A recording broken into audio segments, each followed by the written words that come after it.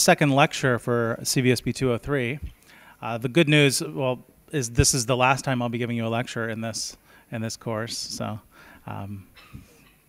it's not like you're going to come every week and see me talk. I know it seems like that. So this lecture is about the scientific revolution. Let me say something first about the title. I should have changed the title. It's called The Scientific Revolution, Its Meaning and Justification. But what I really want to get across would perhaps better be served by a title like The Scientific Revolution, or Interpreting the Scientific Revolution, or What is the Scientific Revolution, or something of that nature. Because what this lecture will really be about, and what I want to focus on, is giving you kind of the right approach to looking at the scientific revolution through the texts that we are reading. And let me tell you first what I think the not the optimal approach is, and then I'll tell you what the right approach is. Approach that wouldn't be optimal is that you go into this week reading the texts by Descartes and Francis Bacon with the thought that they are going to tell you what science is, and that they, to some extent, created science by writing these texts. So when Bacon lays down the foundation and methods of modern science, of the scientific revolution, that with these and through these texts, he was creating a tradition in science. That's not what was happening, and I want to make that very, very clear. Rather, what happened was something quite different. There was an immense change in the way that people thought, something we now call the scientific revolution. It was marked by a lot of things, a lot of symptoms that you will recognize, the publication of books about various topics that seem scientific, like optics and anatomy and chemistry, and new proposals, some of them that we now have discarded and seem totally crazy to us, but all kinds of new thinking that was published often, first most of it in Latin, but then in common languages like German and French and English, and a kind of explosion of interest among not just priests, but common people in technology, early technology. And then soon you followed the things that we really recognize as science, like the invention of the telescope. These were actually quite late in this change. But what happened, this social change, this cultural change that happened throughout Europe preceded these writings that you're going to read. So these are not creating the tradition. They are early, and some of the very earliest attempts to give a philosophical interpretation of what we call the scientific revolution. That's why perhaps this would be better called Interpreting the Scientific Revolution. That will make sense of the fact that, as you'll see in this section, Descartes and Bacon have often completely opposed, contrary interpretations of that change. What made that change possible, what it meant, and how it should function and serve in our societies, right? So they had very different views, and that's what I'm going to focus on today. Okay, so just to give you a sense of what was going on, the text you are reading by Descartes and Bacon, you're going to read by Bacon a work, or part of a work that he planned that he never completed entirely, called The Great Instauration. Within that was a text called The New Organon, which I told you last week or the week before, that the philosophy of the medieval period was dominated by a Christian Aristotelian philosophy. And part of Aristotle's philosophy, in fact, his logic and his doctrine of method, so his teachings on how you come to discover knowledge and how to interpret knowledge and how to justify knowledge, all of that was called the organon, right? That traditionally. And so when Bacon is writing within his Great Instauration, which is often also translated as the Great Renewal of the Sciences, part of that is a new organon, a replacement for the old methodology of the Aristotelian tradition. So when you're reading that, you're reading texts from I believe, does anyone know when Bacon died exactly? Around, anyone? Someone want to look it up? I don't know off the top of my head, actually. Descartes died in 1650. Bacon was just a little bit earlier. So these texts are from the early 1600s, yes, that you're reading. Some as early as the late 1500s. So while that was going on, in fact, going all the way back into the early Renaissance, you had a lot of scientific, what I said is a scientific change in culture, an interest that was outside of the scholarly class or the priest class of people, that people interested just in studying certain topics. And some of the fruits of that, let me just give you some examples. This is just a smattering. I could not possibly take you through in an hour or 2 hours just the books and titles and contents of things published in this period. But just some of the things. 1543. This predates the text that you're reading, right? Vesalius is one of the most famous early modern breakthroughs in science. Is the microscopic, almost microscopic, study of the human body and human anatomy. This picture, it's quite provocative, yeah?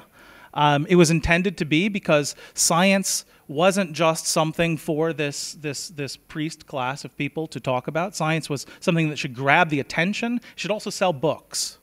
Because, now with the printing press, one of the main things that you can do is make money if you're not wealthy, and you can make money by selling books because there are lots of people out there who can buy pamphlets and books now suddenly. And so science books get created just as today. Popular science, Stephen Hawking's book is in this tradition of Vesalius because these beautiful, also quite striking, shocking depictions of the human body are both artistic. So people want to own these, to show them at parties, to look at them. They're both artistic and scientific, right? Just think about the kind of person who would want to purchase such a text. And so this text is full of all of these different, bodies in different states of dissection, being posed in different ways. It's also large format, so it's really meant to be looked at and observed for its visual, not just its scientific content. So this is an early text. And what was new here? What was new was the desire to, actually the boldness to actually show that you have dissected human bodies, right? Something that was taboo. Even when this is published, it was still taboo in most places. And to popularize it, to publicize it, to even make money off of it. Descartes, who you'll read, is also very famous, although he's not quite in the same tradition of science as Vesalius. Descartes also is famous for dissection and doing this kind of thing. In fact, there's a tale about how he had to move because his neighbors got so upset because of the stench coming from his rooms because he was dissecting various things in there. Yeah. At the same time, you've probably heard of Vesalius. You've heard of William Harvey. That's another person working around the same time, publishing on the discovery of the role of the heart as a pump, right? That's actually what it is. In fact, Descartes, again, this is something Descartes had not learned. He believed the way the heart worked was quite different, right? It was kind of a mechanical machine, but the discovery and the proof that the heart was the central organ that pumped blood around the body. This is something also a discovery of the time, William Harvey, on the motion of the heart. Galileo, you've all heard of Galileo, right? Galileo's books, what was important about them? He was condemned about, a dialogue he wrote defending the Copernican world system. But more important than that book for the fame of Galileo was, again, a book like this with pictures in it to popularize science and to popularize some things that people did not know before. Just a few years before the publication of this book, I believe it was a Dutchman, I'm not entirely sure, discovered a kind of toy you could use to look at distances, right? And Galileo got an example of this, and he redesigned it larger, and he pointed it up in the sky, and he looked at the moon, and he discovered, and he wrote in this book, The Starry Messenger, he discovered that the moon has actual geographical features on it, right? It has mountains and valleys, and it's imperfect. If you were here last week, you would recall that in the medieval worldview, system worldview, everything, the moon and above, is perfect, unchanging. So if you can find evidence of actual geological things on, just like on Earth, that we know that volcanoes come because they erupt and mountains come from various things, and there is all this evidence that the moon has the same kind of changing surface features that the Earth has. Suddenly you've got a great piece of, not proof, but evidence that there's something wrong with the old Aristotelian view, right? And he did the same thing in the same book. He described sunspots, spots on the sun. Again, the sun was supposed to be above the moon in that old system. So again, showing that the sun has changeable features. The sunspots come and go. He also described the moons of Jupiter. What at the time, Galileo was, he was the teacher to the children. He taught geometry to the children of the Medici family in Florence, if you've probably heard of them. And so he called these early moons, the discovery of the early moons, he called them the Medicean stars. So if you ever go out at night, you can do it here, even Beirut, with all the light pollution and real pollution, and hold your telescope up, you can generally see 4 bright dots that over different nights show up around Jupiter in different patterns. And what he did was, in this book, he shows from December 4th, December 7th, December 8th, here's the different patterns. And he deduced from these pictures that these were going around Jupiter, which shows that not everything rotates around the Earth, right? So something else rotates around another body. Suddenly this is not proof of the Copernican system, but it's a powerful proof to the public, to the reading public, that that Copernican theory, there might be something. At least the old theory is not as solid as people had once thought, right? And I cannot overemphasize the similarities here between these two works. The idea of presenting pictures, just saying, look, here is the evidence, and presenting it not to, the Pope or to someone in a book that no one is going to read, but presenting it in a book that will be published and printed and sent all over. In fact, this book was the part of, later, a correspondence between Kepler and Galileo on the same topics, on related topics, right? Just skipping to another field of science, chemistry. Now this chemistry, 1661, chemistry was quite delayed. It's a bit more complicated than looking at planets and trying to deduce how they move, right? Chemistry, you cannot see what's going on. You have to deduce from various kinds of experiments. Chemistry, however, goes all the way back to alchemy and early attempts to turn gold into lead and these kinds of things. And slowly, through the application of mathematics, which is one of the major changes that took place in this early modern revolution of science, was the idea of applying mathematics in science. They could come to see that certain things, when you combust certain gases with each other, oxygen with other gases, and when you combine certain things, they combine in certain whole number proportions, and that gave the idea that there are things like molecules, that everything, that water, for instance, is made up of 2 of one thing and 1 of another thing, right, in proportions. And that started to kick off the early modern chemistry. Of course, part of that, you can already guess, is the idea of atomism, which was also popularized in a lot of books of the time, in poems. I mentioned Giordano Bruno last week. Another thing that he is very famous for is being one of the very earliest people to repopularize ancient atomism and bring that into early modern science. So atomism, which is an ancient theory but was revived in the modern science. So Robert Boyle here, the skeptical chemist, he's just one of the famous chemists. Most of the gas laws that you all have to learn in science, and this is named after people that were working in this period. Still another area in physics, William Gilbert on the magnet. This also 1600. So Bacon actually refers to Gilbert in your reading. Gilbert was obsessed with magnets. He didn't know how they worked, and he was particularly obsessed with a problem related to magnets, which is how compasses function and why compasses function. They had them. Someone had discovered, there are these natural magnets called lodestones, and maybe a little piece of it broke off at some point, and it was so small that it perhaps floated in water, and people noticed that it always floated in the same direction. And then they realized, well, magnetic objects floating, on a cork will always point in the same directions, and this can be used for navigation. Of course, this was part of what made possible all of the explorations of the New World, but we didn't know why it worked, why this happened. And Gilbert was the first person to come up with a theory about this. He did this by experimentation. He created a sphere, a magnetic sphere that he is supposed to be like a little Earth.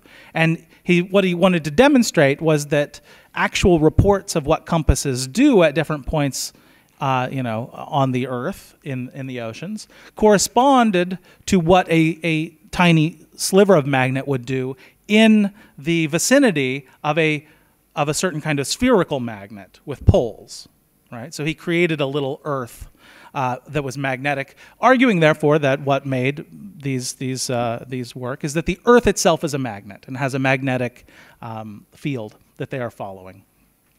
He took that very far. He thought that your soul is magnetic and all kinds of crazy things in his book. But this is typical of early modern science.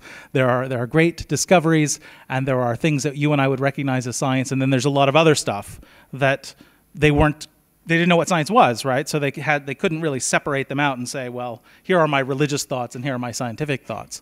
They were starting to do that, but it still had very far to go because, as you see in Bacon and Descartes, no one's quite sure what science is. They disagree. And what the right methods are, they disagree. And what the limits are to scientific explanation, they disagree. So Gilbert's also interesting because, as I said, he's mentioned in Bacon's text. And although he did a lot of empirical research, right? If you look at his book, it's just all kinds of experiments, examples of experiments and the results. Francis Bacon doesn't like him very much. He calls him an empiricist, the empiricists that's a negative term for Bacon. He thinks that they're too obsessed with experimentation and too obsessed with what they sense and touch and things like this. So we'll talk about this a bit more. But William Gilbert, quite an important figure. Over here, Kepler, I'll say something about Kepler. Of course, some things we don't think about so much is that the interaction between these different fields. There were no fields of study like physics, astronomy, chemistry. They just differed insofar as different people were doing them and maybe they used different instruments. But there was no classification of the sciences like we have today. And so some of the early problems that Galileo ran into with showing other people stuff in his telescope, he realized that other people couldn't often see what he claimed to see, and he didn't know why, was because they didn't understand the way the lenses of the eye work. And Kepler wrote a book on the optical part of astronomy. This is so it's an interaction between something like what Vesalius was doing, right? These are different depictions of the possible internal structure of the eyeball, but being used specifically to try to understand how to improve telescopes. And particularly, there's this issue if you ever use a telescope that you have to adjust the eyepiece to your own eye. And it doesn't necessarily work for everyone else. This is a problem. So if you ever get an early telescope or a telescope yourself, buy one here in Beirut, and you show a friend something and they don't see what you see, don't be surprised. It's not a trick. It's that your telescope has to be adjusted to your eye, right? And you could see how this could cause a problem with someone like Galileo at the time. He publishes a text with all these pictures, and other people get a hold of telescopes and they can't see what he's talking about, right? And no one knows why. So there is, for any kind of progress in any of these areas of science, there actually is required a kind of interaction between the sciences, right? So this is as I said, a smattering of the kinds of things that were going on prior to and throughout the period in which these texts are written by Bacon and Descartes. If you look at the figures involved here, none of the, well, I don't want to say none. I don't know anything about Vesalius too much, but for the most part, the people that are famous these are not priests, right?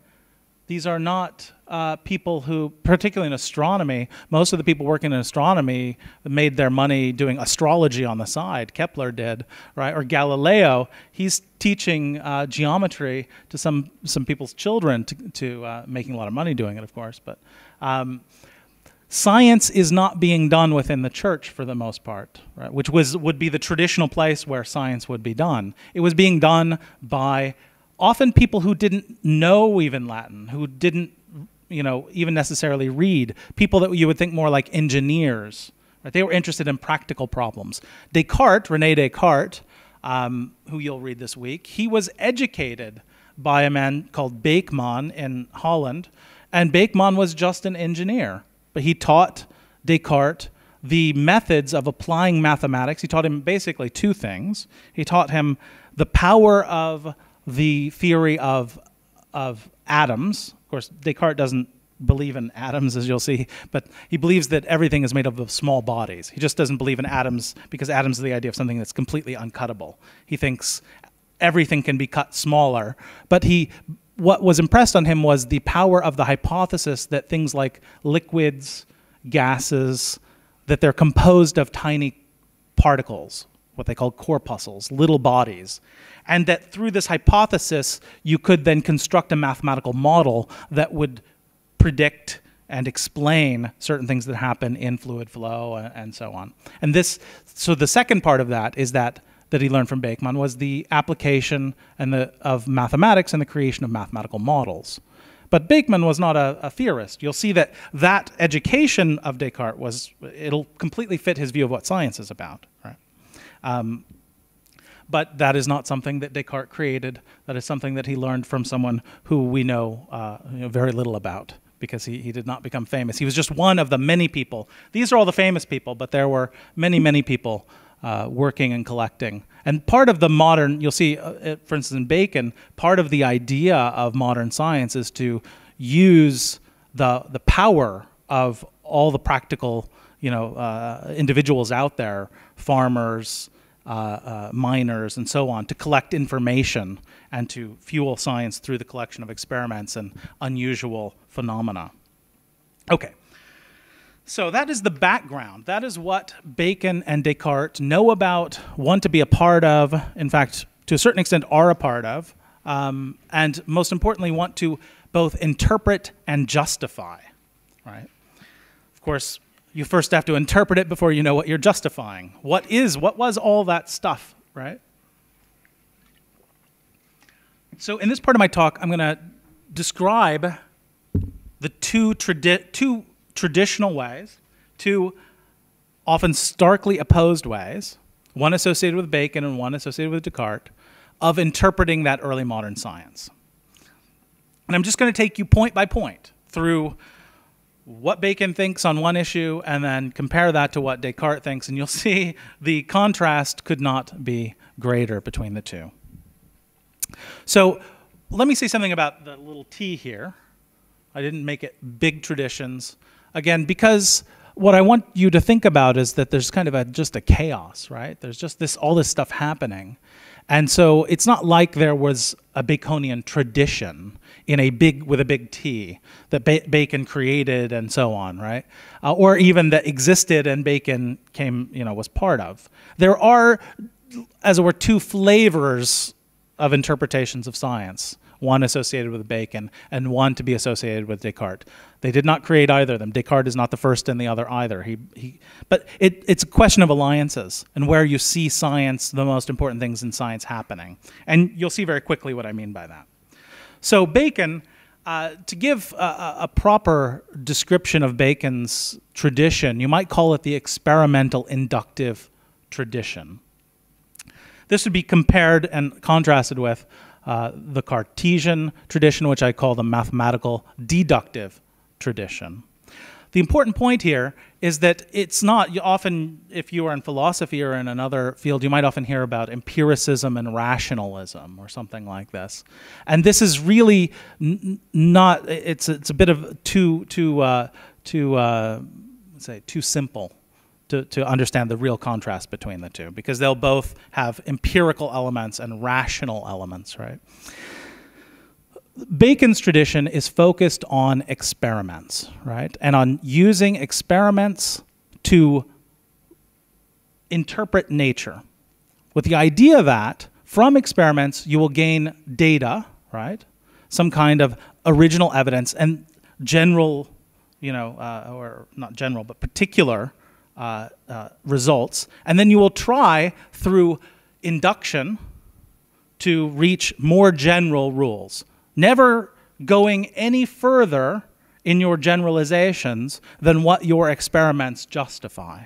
So induction, you'll talk a lot about this. Bacon will talk about induction in his text. Induction is this process by which you go from the particular to the general, right? Actually, let me put these down because it makes it easier. So it goes from, as you see here, from experience towards principles. Principles are the basis of our arguments, right? It starts from experiences and goes to general principles that you can later use to derive things, right? So that's the path it takes from experience to principles. It goes from effects, things that we think are effects, right? Like the color change in a test tube, or the warming up of a body, or something like that. That's an effect, and it tries to understand the causes of those effects, right? It goes from the complex to the simple, right? It's often what we call a regressive method. You go from what is given to you, and you go backwards towards its sources, origins, causes, principles, and so on. And Bacon's idea, as you will see, is that, okay, everybody's been doing this forever, since they were born, since Aristotle, since before, since probably human beings popped up on the earth, human beings were doing induction, right? They were having experiences and then coming to some kind of views as to why that happened, right? You do it as a child, you do something and you get smacked, right? You do it again, you get smacked, and then you come to a general principle, probably eventually, if you're smart. Don't do that, because that causes, or there's something, smacks happen when I do that, right? You're generalizing from the particular to the general. Bacon's point is that process of induction, which everybody did, which Descartes will do, which Aristotle did, it must be the focal point of science. What's new in the modern sciences is the care and precision that they take in carrying out that process of induction, that they never leap from the experiences to general principles quickly. In fact, as you'll see in Bacon's text, whether we get to first principles and causes is something that he puts off maybe someday. It's not really important. It's not necessary. The most important thing is care in not making an error in the move from the particular to the general.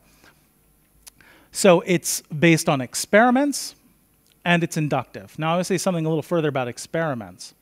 Another feature you'll see in the text of Bacon is that, as I said, he's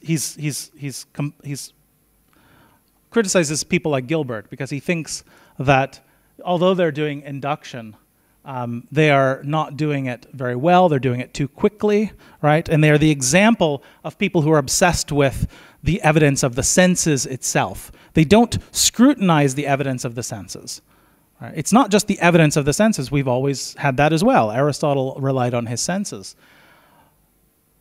The issue is the care that you must take and the principles you must follow and the illusions you must avoid in that process of generalization.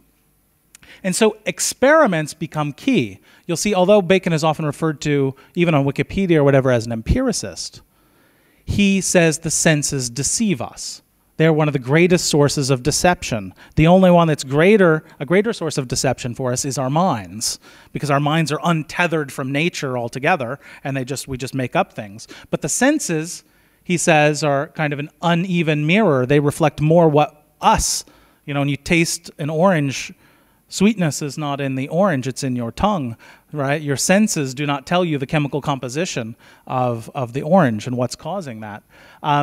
So people who are too empiricistic, who focus too much on immediate sense data, they have problems. They run into errors. And that's because they don't focus on the experimental part.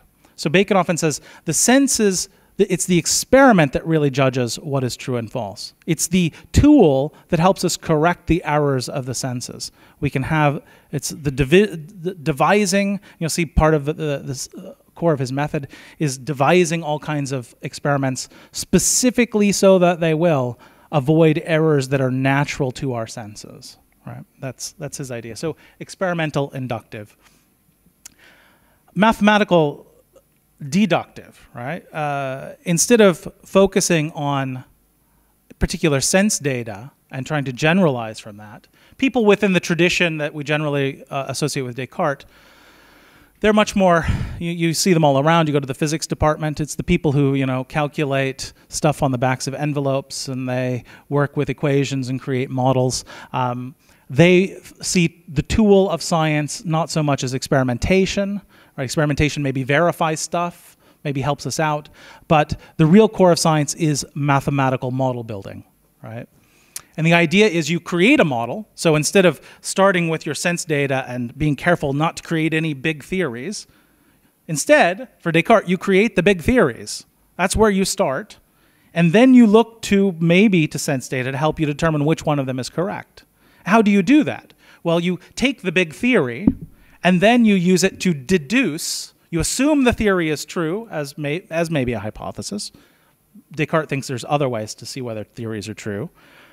And then you deduce logically. You say, what in this circumstance should happen given these general principles, this overall model, right? And you deduce. You don't do induction. You go the opposite direction. So exactly the opposite direction.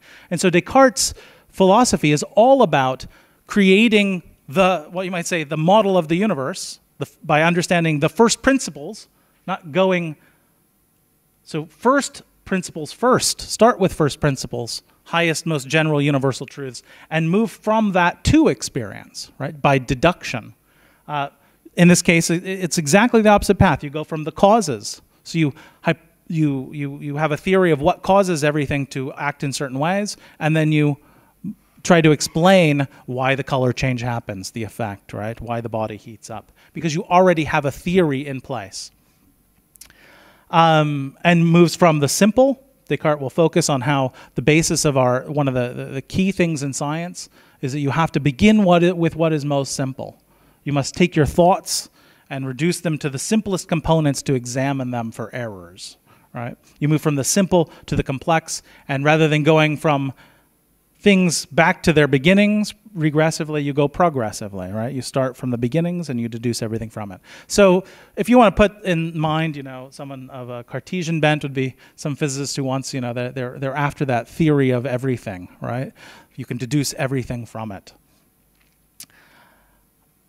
Now, within these traditions, as I said, although Bacon is the opposite of Gilbert. Today, when we think about the Baconian tradition, or the tradition that Bacon was involved in, we associate Bacon with people just like Gilbert, Vesalius, Boyle, right? People who are interested, remember Vesalius there with the bodies, and Boyle in chemistry. All of these are based first and foremost on experimentation and on laboratory experience and trying to come up with just simple hypotheses about what's going on. On the other hand, we associate Descartes with Copernicus, who you read, right? Copernicus is proposing was his book full of empirical evidence for his theory, first of all? No, he has a major revolutionary theory that is built on almost no evidence whatsoever, right? And he gives you, the reasons he gives you in the text that you read, I hope you noticed, the reasons that he gives you to hold his theory have almost nothing to do with empirical evidence, right? They're about how it's a more beautiful, a less monstrous universe, how the sun would be better placed in the center so that it can illuminate everything equally, so on, aesthetic, what we call aesthetic criterion, which is often what happens when you're building a theory, right? One of the things that impressed Einstein that his theory was correct was that it was so beautiful when he came up with it. It's an aesthetic criteria because nature, the assumption is nature is simple, and so the system of the world should be simple. So Kepler, again, this is Kepler is famous for having moved from circles to ellipses, but Kepler was this kind of mathematically minded astronomer. He did use empirical data, though. Just as I said, these are not simple oppositions, but this is a more general, crude division. Galileo, too, some people would put him on the I put him on the side of Descartes, because in his published writings, Descartes actually built a lot of his theory of method on reading text by Galileo. Right? But within Galileo, there's a certain, what we'd call a mathematical deductive bent, but often he is also held up as someone in this tradition, because remember, he observed the moon and so on. But in his, I tend to put him over here, where I could put him on both sides probably. Leibniz, someone you may never hear about again, but he's one of the creators of calculus and in early modern dynamics and physics around the time of Newton. Newton you would put in this, generally in this side. Von Schirnhausen, also another person of the same period, working as Descartes, interested in method and in system building. Now, understandably, these two traditions see the past, because they see science as something different. Right? They look back on all the stuff that has happened and is happening, and they see it as, the essence of it is completely different. Of course, they want to oppose. They say, well, our science works, for instance, here, because we do experiments and we do induction. Our science works because we have the correct universal mathematical theories. And so when they look at the past and the failure, what they see as the failure of medieval science, they project something different, right? It failed for a different reason because ours succeeds for a different reason. So, of course, they all look back to Aristotle, who was the main scientific figure in the medieval period. And in the Baconian tradition, you can kind of detect whether someone's in the Baconian tradition, because they will talk about Aristotle as being far too speculative and theoretical, right? He's too much like this tradition. That's why he failed. If you read Stephen Hawking's A Brief History of Time, he has an introduction there, and he talks about Aristotle, and his view of Aristotle is this, right, that Aristotle was too speculative, too theoretical, he was not experimental enough. Flew to first principles instead of that slow process of induction, right? On the other side, if you read the Cartesians, if you read Galileo, for instance, that's one of the reasons I put him over here. When he talks about the Aristotelians and to the Aristotelians, he says they're too reliant on their senses. They're too much empiricists. This is the problem with them. He has a good example there, because he's thinking in the context of early modern astronomy. And what was the big thing that Copernicus was arguing for? Anyone? What was Copernicus arguing for? Huh? Okay, heliocentrism, which implies, actually his key idea is the motion of the Earth. Right? He says that's the key foundation of his system. It's not really that the sun's in the center. That's true. But the more importantly, it's that the changes, all those epicycles and funny stuff business going on in the old system, all that was caused and can be removed by the hypothesis that the Earth moves. Right? But the Earth moving, well, do you feel the Earth moving?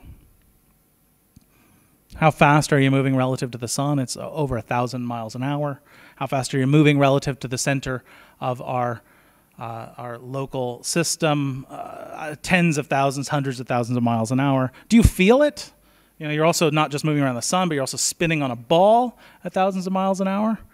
Do you feel it? No. If anyone told you that, and you had never been told just to believe whatever you hear in science, you would think they were crazy. You would come up with, your mind would just rebel from the idea. Well, I get on in the playground, you'd say, look, I get on the playground, I get on one of those spinning things, and I fly right off. Why am I not flying off the Earth? Why aren't the trees flying off? How does it all hold together?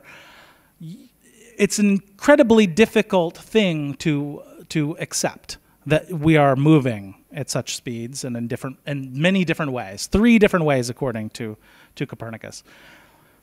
Well, so the Aristotelians, when they talk to Galileo, and this is in his dialogues about the 2 chief world systems, the Aristotelians are represented there as saying, look, Aristotle laid down as the foundation of science, the number one thing you cannot do is go against the senses. This is actually in the tradition.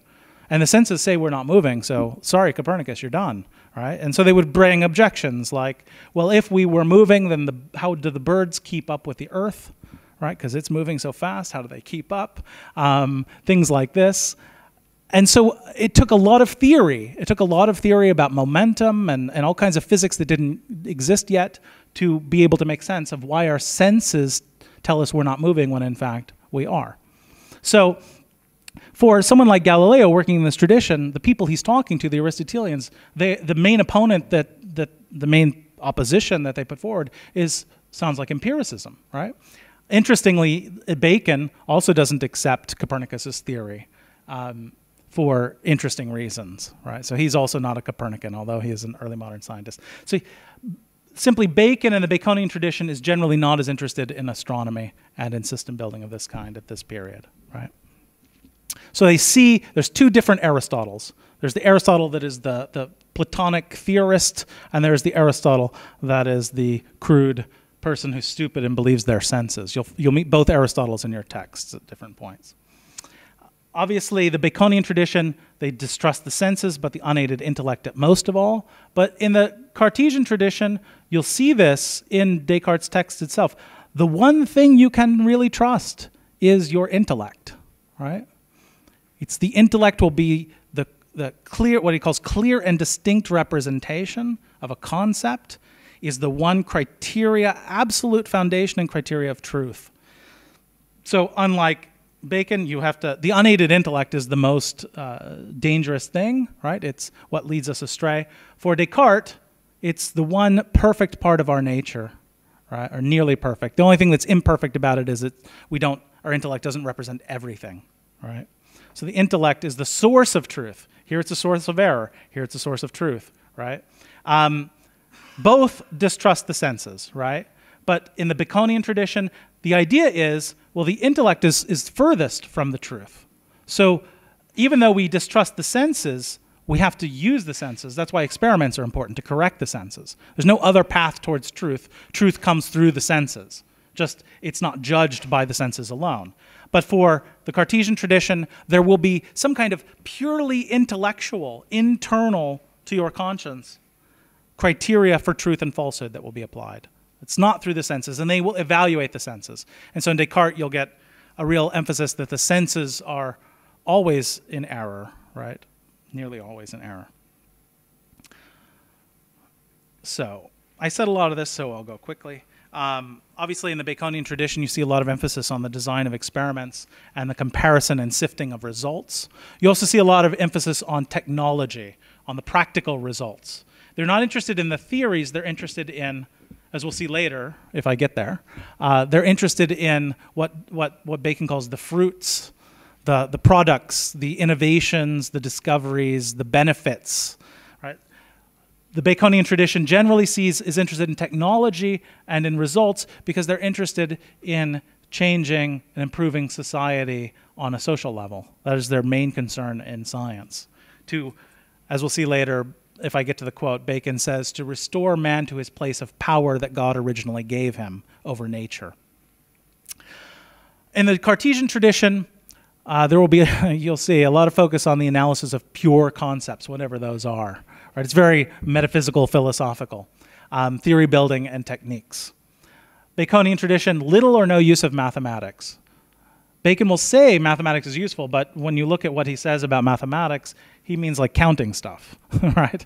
That's what he means by the use of mathematics. He doesn't mean mathematics as a kind of a hypothesis about the motion of the earth and how it could be possible that we don't feel it because of inertia and gravity and so on. Not mathematical theories that fundamentally alter your interpretation of nature, but rather mathematics to count up, to collect, to do empirical, like you would in statistics, right? So compare, this is the use of mathematics for Bacon would be like you find in a statistics course versus the use of mathematics you have in, say, electromagnetism or something, where you have these pervading theories of nature that are mathematical.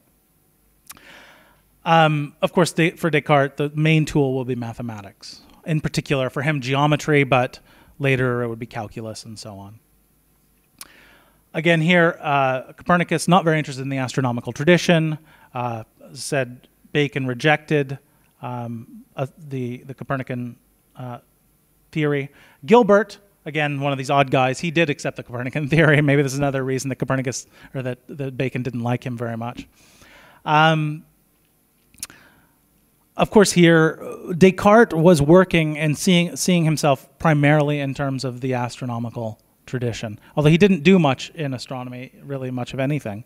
But when he published, for instance, his first philosophical writings, he did so as a response to the condemnation of Galileo. So he's thinking in terms of justifying the Copernican Galilean theories, and we'll see this. So this is absolutely central to not only his view of science, but his view of what philosophy should do to try to justify science and defend science. Interestingly, in the Baconian tradition, you'll notice there's really the relationship for us between religion and science is enormous, right? This is something you can't get away from today, debates and people on both sides saying crazy stuff. But for Bacon, the relationship between religion and science is not an important one. He sees science as more or less, well, it's important, but it's not a contentious one. He sees religion and science as more or less getting along happily.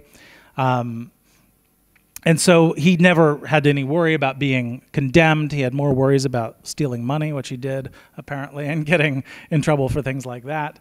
But he had no problems with the results. And you can kind of see why. If you're in this kind of inductive tradition, you're not making big theories. You're not making challenging reversals of historically held Aristotelian theories of nature.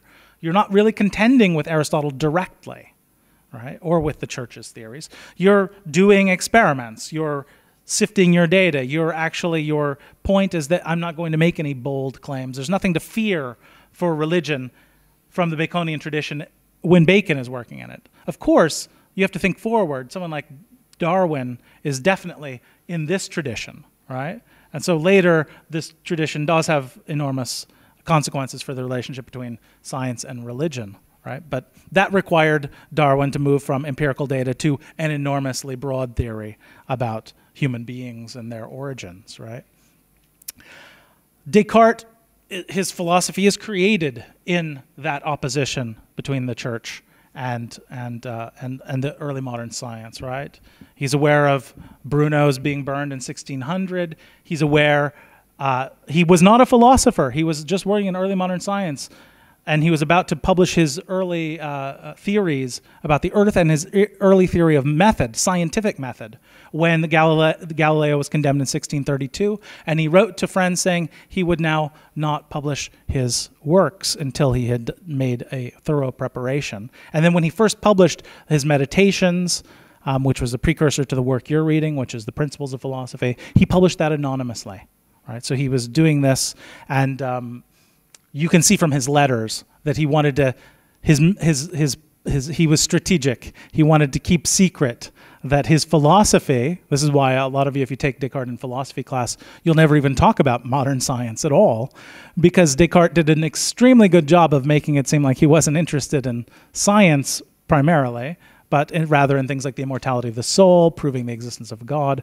But there is a deep strategic plan that he has to revise the old theories, the old Aristotelian theories of the world as a whole, the source of truth, prove God's existence, prove immortality, show that his theories lead to the traditional truths of the Christian religion, and then guess what? His science follows as a necessary consequence, not the old science. So there is quite a bit of strategy involved in the way that Descartes. So his whole thinking, you have to keep it in this context of Galileo and others. Okay. What can I say here?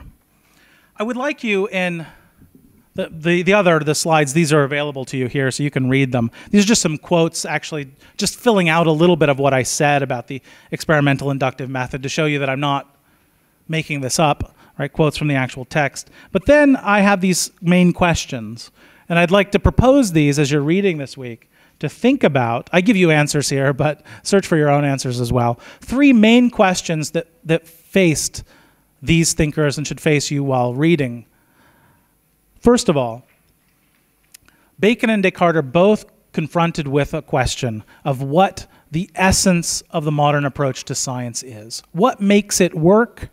Why did, as a consequence, the earlier methods that people have been following for thousands and even 100,000s of years to reach truth were not working? Why not? This is in part a defense of the new science, right? But the question is, what makes science science and makes it different from anything other kind of thinking? Secondly, what is the test of truth in science? How do you know in science, what criteria do you use to say this theory or this result is in error and is wrong and this one is true? What criteria when the church says, the Bible says that during this period of a battle, the sun stopped its movement, right? And then they inferred from that the sun must be moving, according to the Bible. By what criteria can you say that that is not a good way of determining the truth? This is something Galileo and Descartes are faced with, right? Why is there what's going on in the biblical text, and why is that not a method for finding truth, whereas looking through some cardboard contraption with glass in it and whatnot is a good way, right? Why are those although mundane things, so immensely different in their kinds with respect to truth, at least scientific truth? And finally, what status, this is a big question, what status should science have, and what status should the institutions of science have with respect to existing doctrines and social structures? Namely, how should they relate to church and state? You'll see they have very different views on this. They both see science as essential to a state and in relationship to the church, but Bacon's work, as you'll see, places the science within the realm of things that should be funded by kings and should be a central pillar of states, whereas Descartes does not. But why and what's the reason for all of that? So thank you.